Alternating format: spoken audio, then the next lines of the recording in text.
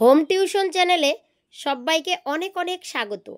আজ আমি একটি বাংলা রচনা নিয়ে এসেছি পণ্ডিত ঈশ্বরচন্দ্র বিদ্যাসাগর নিয়ে। পূর্ণ ভিডিওটি দেখতে থাকো, আশা করি তোমাদের অনেক উপকারে আসবে এবং খুব ভালোও লাগবে। চলো তাহলে শুরু করা যাক।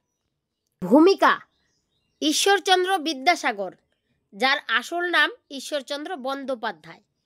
তার মধ্যে যেমন ছিল প্রচণ্ড তেজ, অগাধ পাণ্ডিত্য, আত্মমর্যাদা বোধ, তেমনি মানুষের প্রতি ছিল দয়া, মমতা ও করুণা।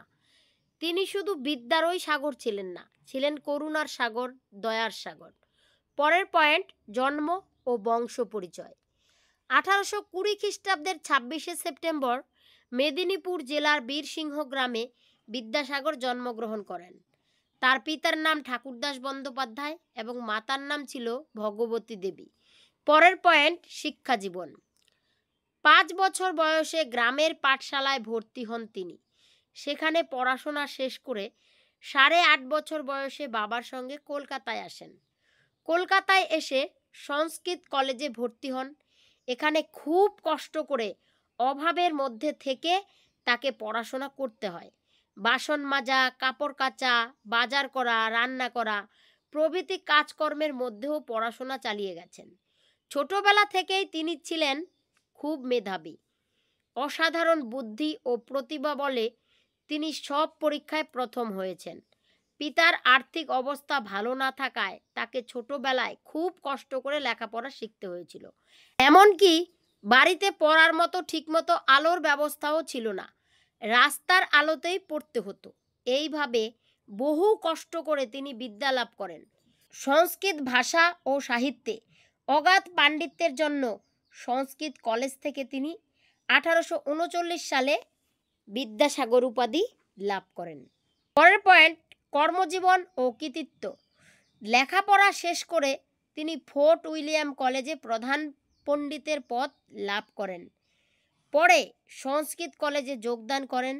ওই কলেজে প্রথমে সহসম্পাদক, পরে অধ্যক্ষের পদ লাভ করেন।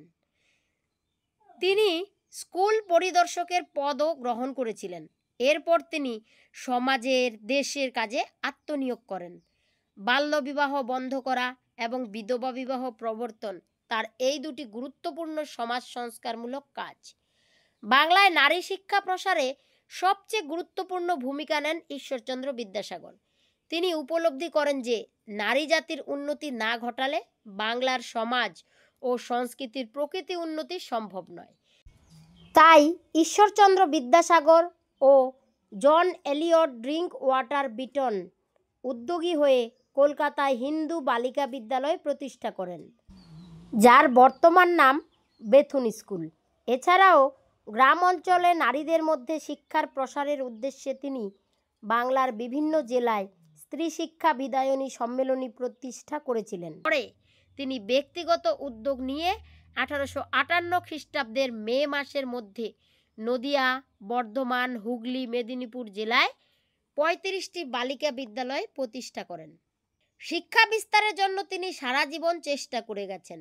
তার রচিত বর্ণপরিচয়, কথামালা, সীতার বনবাস ইত্যাদি পুস্তক আজও জনপ্রিয়। তাকে বাংলা গদ্যের জনকও বলা হয়। পরের দুঃখ তিনি একদম সহ্য করতে পারতেন না। মায়ের প্রতি তার অগাধ ভক্তি ছিল, পাশাপাশি দানশীলও ছিলেন। শেষ পয়েন্ট, উপসংহার। কালের নিয়মে এই মহামানবের প্রাণশক্তি ফুরিয়ে এলো। অবশেষে এলো প্রস্থানের দিন। 1891 খ্রিস্টাব্দে 29শে জুলাই তিনি চিরবিদায় নিলেন। বাঙালি জাতি হারালো তার সর্বকালের শ্রেষ্ঠ সন্তানকে। তিনি আজ আমাদের মধ্যে না থাকলেও তার আদর্শ আমাদের কাছে অনিবার্য হয়ে আছে। Thanks for watching. ভিডিওটি ভালো লেগে থাকলে চ্যানেলটিকে সাবস্ক্রাইব করে পাশে থেকে নতুন ভিডিও পেতে উৎসাহিত করুন। দেখা হচ্ছে পরের ভিডিওতে। ততক্ষণের জন্য টেক কেয়ার। কি এর গপ্প করো মা তুমি?